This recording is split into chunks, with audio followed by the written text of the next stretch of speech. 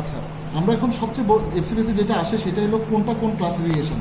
এটা একটু সহজভাবে যদি বলার চেষ্টা করি, একটু খেয়াল করেন যে আমরা যে কোকেইন বলি না, এই কোকেইন বাদে যত কিছু পাবেন সব হলো সিনথেটিক। তাহলে যদি সোর্স ওয়াইজ কিছু জানতে চাই তাহলে বলতে হবে যে ন্যাচারাল সোর্সেস কোকেইন, তা বাদে সব সিনথেটিক। তাহলে এটা একটা ক্লাসিফিকেশন গেল। আরেকটা যদি ক্লাসিফিকেশন চিন্তা করি যে সেটা হলো স্টার্স আর অ্যামাইড। এখন অনেক সময় মনে থাকে না কোনটা কি। এটা সহজভাবে হলো যদি এক আই থাকে তাহলে মনে রাখবেন স্টার্স, ডাবল আই থাকলে মনে রাখবেন অ্যামাইড। আর যখনই এক আই থাকবে মনে রাখবেন এ দুর্বল, অর্থাৎ সে লেস স্টেবল। আবার দুই আই মানে শক্তিশালী, তাহলে বেশি স্টেবল। আর একটা জিনিস হলো দেখেন এক আই, আমরা অ্যালার্জিক আছে না, অ্যালার্জিক এক আই, তাহলে এটা আবার দেখবেন অ্যালার্জিক। তাহলে যত স্টার্স পাবেন সব অ্যালার্জিক। আবার এক আই তার মানে কি প্রোকেইন, তারপর আপনার কোকেইন, এই যে এক আই যেগুলি কোকেইন এগুলি সব এক আই। আর ডাবল আই সব হলো আপনার এমআই। আবার এখন আসেন এটা কিভাবে আপনার হয়ে যায়, ভেঙে যায়। এটা হলো যেহেতু স্টার্স, তাহলে এটা হলো স্টারেজ। এই স্টার্স যেই আপনার এলেগুলো আছে সেগুলি ভাঙতেছে হলো স্টারেজ এনজাইম দিয়ে। এই এনজাইমটা যেহেতু এনজাইম দিয়ে ভাঙতেছে তাহলে বুঝতে হবে এটা প্লাজমার ভিতরেই কি হয়, অ্যাবজর্পশন হয়ে যায়, হ্যাঁ, অথবা ডিস্ট্রাকশন হয়ে যায়, তাহলে প্লাজমাতে অবস্থিত থাকতেছে। কিন্তু এটার ক্ষেত্রে যেটা হচ্ছে এটা লিভারে আপনার মেটাবলিজম হচ্ছে। হ্যাঁ, এরকম প্রশ্ন থাকে মেটাবলিজম কই হয়, লিভারে অ্যামাইডগুলা ট্রু ফলস দেখবেন পাবেন। অর্থাৎ এখান থেকে আমরা তিনটা জিনিস জানতে পারতেছি। আই ফ্যাক্টর, আই একটা হলে কোনটা, ডাবল হলে কোনটা, কোন এনজাইম দিয়ে ভাগতেছে, কোন এনজাইম দিয়ে ভাগতেছে না। এখন আসেন আমরা টাইম ডিউরেশনের উপর ভিত্তি করে এখন দেখেন এটাও খুব আসছে ফ্রিকুয়েন্ট, শর্ট কোনটা, লং কোনটা, আর রিসেন্ট কোনটা। হ্যাঁ, এটা মনে রাখার জন্য তিনটা সূত্র আছে, ল্যাম্প, আপনার হলো এব, আর হলো কেয়ার। এই তিনটা একটু মনে রাখবেন, তাহলে দেখবেন যে শর্টগুলো পেরে যাচ্ছেন। এতে লিডোকেইন, এতে আর্টিকেইন, তারপর এমতে হলো মুপিভাকেইন, এটা হলো প্রিলোকেইন। ইতে আসবে হলো আপনার ইটিডোকেইন, তারপর বিতে বুপিভাকেইন, বিতে আসবে বিউক্রিকেইন। সিতে যেটা এটা রিসেন্ট, এটা কিন্তু খুবই আসে, দেখবেন যে এটা হলো সেন্টোবিউরিডিন, তারপর আর্টিকেইন, তারপর রুপিভাকেইন, আর হলো আপনার এটিডোকেইন। এই নামগুলো একটু দেখে নেবেন, কিন্তু এই থিওরিটা মনে রাখবেন, দেখবেন সহজ লাগবে বিষয়টা। এটা হলো টাইম ডিউরেশন অ্যাকশনের উপর। কিন্তু একটা জিনিস মনে রাখবেন, এই টাইমটা আসলে কিসের উপর নির্ভর করে, যে কোনো এলে এটা দুটো জিনিসের উপর নির্ভর করে। একটা হলো মলিকুলার কনফিগারেশন কেমন, আর হইল এদের ভিতর ভ্যাসো কনস্ট্রিকশনের অবস্থান আছে কিনা। অর্থাৎ এই দুইটা যদি থাকে তাহলে এটার ডিউরেশন কম বেশি হবে। অর্থাৎ এই দুইটার উপর ফ্যাক্টর নির্ভর করে তিন দিকে চলে যায়। অর্থাৎ রিসেন্ট স্টাডিতে যতগুলো আছে সেই রিসেন্ট নামগুলো মনে রাখেন। আচ্ছা, এখন আসেন ডোজেস নিয়ে অনেক সময় অনেকের প্রবলেম হতে পারে যে ডোজেস কি করব বা ডোজেস কি। এফসিবিসি এরকম ডোজ নিয়ে খুব একটা আমি দেখি নাই, বাট এটা আমাদের জানা দরকার যে 2% লিডোকেইন, দ্যাট মিনস যে এটা 2 গ্রাম লিডোকেইন থাকবে আপনার 100 ml সলিউশনে।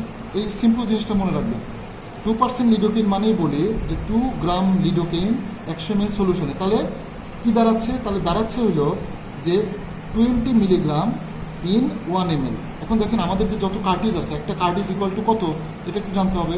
একটা কার্টিজ হলো আপনার 1.8 ml, অর্থাৎ একটা ভায়াল যে থাকে না আমাদের কার্টিজ, এই কার্টিজ আপনার 1.8 ml সলিউশন থাকে। তাহলে এটাকে যদি আমরা 20 দিয়ে গুণ দেই তাহলে আমরা কতটুকু এই লিডোকেইন পাবো, 36 মিলিগ্রাম অফ লিডোকেইন। অর্থাৎ লিডোকেইন কতটুকু থাকতেছে, 36 মিলিগ্রাম অফ লিডোকেইন। এখন প্রশ্ন হলো আমরা কত কার্টিজ দিতে পারবো। এখন যদি আমরা অ্যাড্রেনালিন সহ দিই, অ্যাড্রেনালিন সহ আর অ্যাড্রেনালিন ছাড়া, কিন্তু দুটাতেই কিন্তু আবার লিডোকেইন দিতে হবে। হ্যাঁ, অ্যাড্রেনালিন ছাড়া। আচ্ছা, লিডোকেইন উইথআউট, এটা লিডোকেইন উইথ লিডোকেইন। এখন দেখেন উইথ লিডোকেইনে যেটা হবে সেটা হলো যেহেতু অ্যাড্রেনালিন আছে তার মানে কি ভেসো কনস্ট্রিকশন আছে, তার মানে এই লিডোকেইনটা ছড়াবে না টিস্যুতে, অর্থাৎ আমি বেশি দিতে পারবো, অর্থাৎ 7 milligram per KG body weight. আর এইটাতে আবার সেটা পারবো না, কারণ এটা ছড়ায় যাবে। তার মানে এটা আমরা দিতে পারবো হলো 4.4 milligram per KG body wait. অর্থাৎ খুব সিম্পল জিনিস, অ্যাড্রেনালিন আপনার দুটাতেই, একটাতে হলো অ্যাড্রেনালিন থাকবে, একটাতে থাকবে না, কিন্তু লিডোকেইন কিন্তু দুটাতেই থাকবে। তাহলে যেটাতে অ্যাড্রেনালিন থাকবে না সেটার ক্ষেত্রে আমরা কম দিতে পারবো, কারণ টিস্যুতে ছড়াই যাচ্ছে।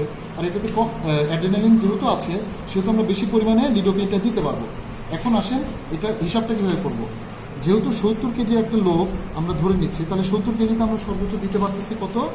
70 কেজিতে দিতে পারতেছি 7 milligram per KG body wait, অর্থাৎ 70 দিয়ে গুণলে হলে 490 বা অলমোস্ট 500, অর্থাৎ 500 মিলিগ্রাম পর্যন্ত আমরা লিডোকেইন কি করতে পারবো? একটা বডিতে দিতে পারবো। আবার আমরা জেনে আসছি 36 মিলিগ্রাম থাকে একটা কার্টিজে।